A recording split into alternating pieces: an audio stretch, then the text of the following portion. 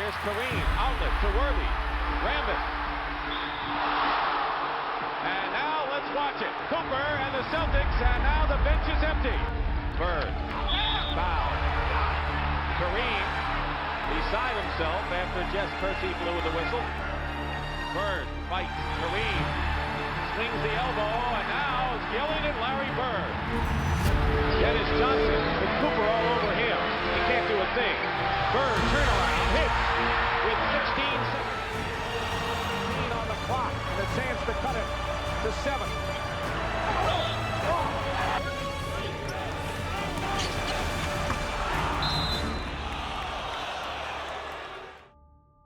It's June 12th, 1984. Game 7 of the NBA Finals at the Boston Garden, and the entire basketball world is watching two men who are about to change everything. Larry Bird and the Boston Celtics are 48 minutes away from exorcising the demons of their past. On the other side, Magic Johnson and the Lakers are on the verge of proving that Showtime isn't just flash, it's substance. But this isn't just about one championship. This is about saving professional basketball. See, just 4 years ago, the NBA Finals were on tape delay. Yeah, you heard that right. Game 2 of the 1980 Finals didn't air until 11:30 p.m. because CBS thought the Incredible Hulk reruns would get better ratings. They were right. The league was dying, cocaine scandals were everywhere, and fans simply didn't care anymore. So how did we get from finals games being shown after midnight to the most watched basketball game in history? How did two kids from French Lick, Indiana and Lansing, Michigan become the saviors of an entire sport? Well, to understand how Bird vs. Magic changed everything, we need to go back to 1979, because what happened in that 1984 finals wasn't just the beginning of the greatest rivalry in sports history, it was the moment the NBA was reborn. And it all started with a college basketball game that broke television records and created a rivalry that would define a generation. That 1979 college championship game drew over 30 million viewers, the highest rated basketball game ever. NBA executives took notice. It all started more than 45 years ago. Larry and Magic couldn't have been more different. Bird hated the spotlight and treated interviews like dental surgery. Magic lit up every camera like it was Christmas morning, always flashing that $1 million smile. Bird was calculated and precise, while Magic was a showman. One was a forward who passed like a guard, the other was a guard in a forward's body, dishing out no-look passes like he was born to entertain. But for all their differences, they shared something important. They were both 6'9", both obsessed with basketball, both loved to pass the ball, and both driven to win above all else. Neither played above the rim or wowed you with athleticism, but their court vision, leadership, and ability to control the pace of the game lifted every teammate around them. Before their NBA careers kicked off, they'd already become legends in college. Larry Bird had turned Indiana State into a national powerhouse almost overnight, with averages of 30.3 points, 13.3 rebounds, and 4.6 assists. He led the Sycamores to their first ever NCAA tournament and didn't stop there. They knocked off Virginia Tech, Oklahoma, Arkansas, and DePaul to reach the title game. Riding a 33-game win streak, Bird even dropped 35 points on 16 of 19 shooting in the Final Four. On the other side, Michigan State had struggled early in the year, but with Magic leading the charge, putting up 17.1 points, 7.9 assists, and 7.3 rebounds, they got hot at the right time. The Spartans beat LSU, Notre Dame, and Penn to punch their ticket to the title game. It was the first time these two programs had ever met, and the hype was unreal. In a post-John Wooden era of college basketball, this was the matchup. The anticipation surrounding Bird vs. Magic in the 1979 NCAA Championship was unlike anything the sport had ever seen. Michigan State led by 9 at halftime and never looked back, winning 75-64 to claim their first national title. Bird, who was named College Player of the Year for the 78-79 season, struggled in the final game. He finished with 19 points and 13 rebounds on just 7 of 21 shooting. On the other hand, Magic put on a show, 24 points, 7 rebounds, 5 assists, and earned Most Outstanding Player of the tournament. The NBA was watching. A league averaging 7.2 TV ratings suddenly saw two kids pull over 30 million viewers. David Stern, about to become commissioner, knew exactly what this meant. But this was only the beginning of their rivalry. Bird, nearly 3 years older, had already been through the NBA draft before he finished college. He'd originally enrolled at Indiana under legendary coach Bob Knight, which started his eligibility clock, but later transferred to Indiana State. That made him eligible for the 1978 draft, even though he had one more year of college left. Most teams near the top of that draft didn't want to wait a year. Bird had promised his mum he'd graduate, so even if drafted, he was staying in school. The Indiana Pacers, despite holding the number 3 pick and having this kind of talent in their own backyard, still weren't willing to take the risk. The Pacers' decision would haunt Indiana basketball for decades. They chose Rick Roby instead. But Boston's Red Auerbach took the gamble at number 6, and it paid off in a move that echoed the one he'd made in 1956 to land Bill Russell. Magic's path to LA had its own twist. The Lakers were a 47-win team in 1979, way too good to be in position for the number 1 pick, but thanks to a compensation deal from when the New Orleans Jazz signed Gail Goodrich in 1976, the Lakers owned the Jazz first-round pick. New Orleans ended up with the league's worst record at 26-56, just before relocating to Utah. So in the pre-lottery era, the Lakers won a coin flip and jumped to number 1. And that's how Larry Bird went to Boston, Magic Johnson to LA, and the NBA's most iconic rivalry was reborn with two fresh faces. 10 years earlier, Celtics vs Lakers had already been the league's most bitter feud. From 1959 to 1969, the teams met in 7 finals, and Boston won all 7. Russell, Havlicek, West, Baylor, Chamberlain all played their part, but only one side got the rings. Now, Bird and Magic were ready to write the next chapter. A quick pause for context. The NBA back then, a completely different world. Smaller, weaker, struggling for attention in a crowded sports landscape. Here's what made it so different. There were only 22 teams, awkwardly split across 4 divisions. Dallas was still a year away from joining the league, and they paid just $12 million to get in. By contrast, Charlotte paid $300 million for expansion in 2004. TV ratings were laughable, attendance wasn't great either, and even some NBA Finals games were aired on tape delay because networks didn't think they could compete with primetime shows. If you had have told a league exec back then that the NBA would one day get billions from major networks bidding for a live broadcast rights, they'd have called the loony bin on you. The league's best player, Kareem Abdul-Jabbar, had been in LA for 4 seasons, still dominating, still racking up all-star nods and MVPs, but the Lakers hadn't sniffed the kind of playoff success Kareem had back in Milwaukee. And just 3 years after absorbing 4 ABA franchises and a wave of new talent, the NBA was finally bringing in the three-point line for the 1979-80 season. Even Bird and Magic's first NBA meeting on December 28, 1979 shows you how much the league has changed. The Lakers were playing their 3rd game in 3 nights, just coming back from a road trip to Kansas City and Utah.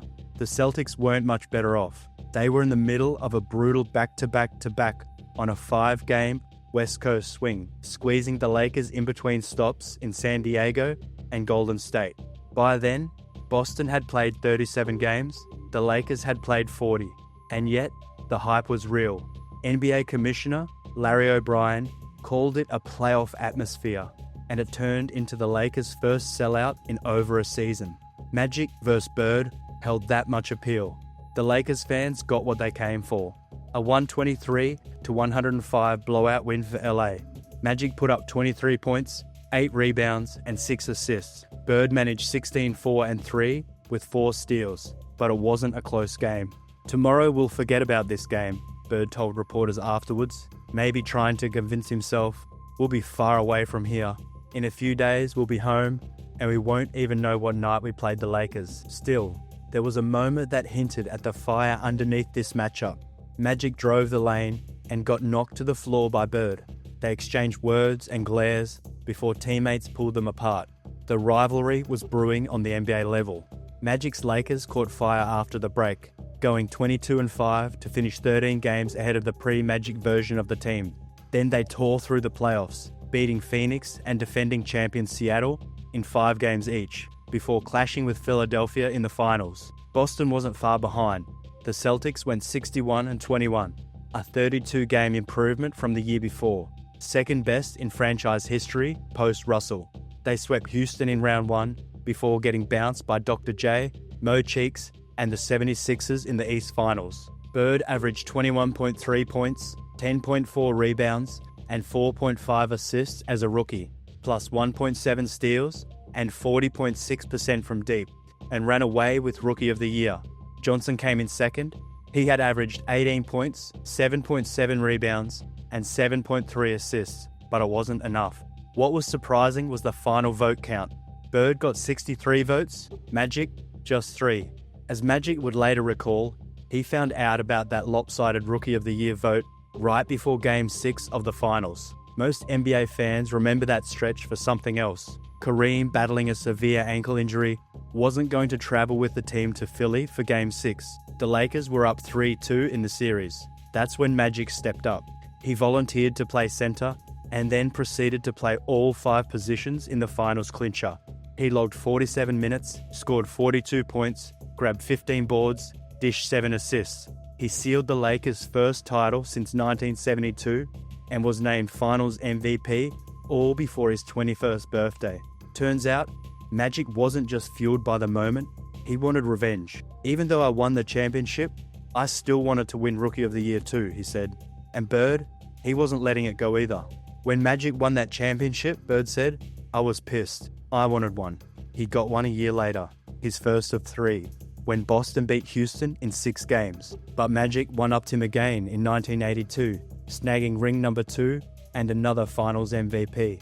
The Lakers were hungry to go back-to-back, but the Sixers, who they'd faced in 3 straight finals, finally got the upper hand in 1983. The 1983-84 season would finally bring on the ultimate clash the NBA world had been craving, and it did not disappoint. Bird's Celtics and Magic's Lakers were each the best in their respective conferences all season long. The Lakers topped the West with a 54-28 record, while the Celtics blasted through the league to earn the top overall seed at 62-20. Bird averaged 24 points, 10 rebounds, and 6 assists, and won the MVP. Magic averaged 17 points and 12 assists. Bird was surrounded by a dominant front line of Robert Parrish, Kevin McHale, and Cedric Maxwell. Magic was one of 7 Lakers to average double figures, led by Kareem Abdul-Jabbar's 24 points per game.